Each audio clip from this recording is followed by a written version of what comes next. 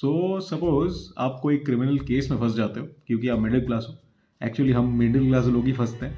And then आप equity भी हो जाते हो, बाइज्जत बरी भी हो जाते हो, पर फिर भी आपका नाम एज एन अक्यूज्ड आ रहा है इन द जजमेंट साइट्स, क्योंकि अभी पब्लिक डोमेन में सब जजमेंट्स अवेलेबल है।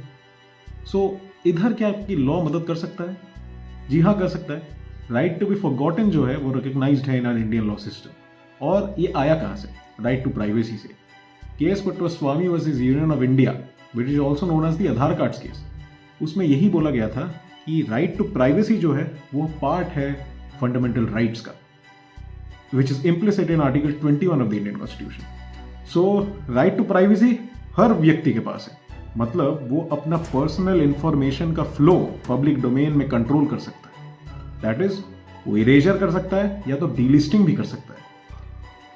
यही तो है right to be forgotten. But इसको रिकॉग्नाइज किया गया जोरावर सिंह मुंडी वर्सेस यूनियन ऑफ इंडिया, जहां पर पिटीशन लगी। केस बहुत सिंपल है, अक्यूज था, बाइज्जत बरी हो गया, फिर भी उसका नाम दिल्ली हाईकोर्ट के जजमेंट्स में एज एन अक्यूज्ड आ रहा था।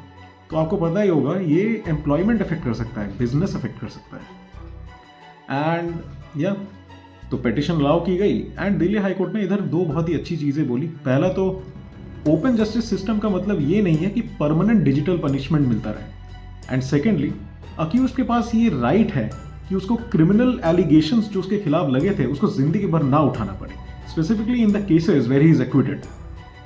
एंड यही है right to be forgotten. And इसके कुछ एक्सेप्शंस भी हो सकते हैं, जैसे कोई अगर बंदा पब्लिक फिगर में हो तब नहीं अलाउ करेगी। एंड सेकेंडली, फॉर एग्जाम्पल बहुत सीरियस ऑफेंस हो।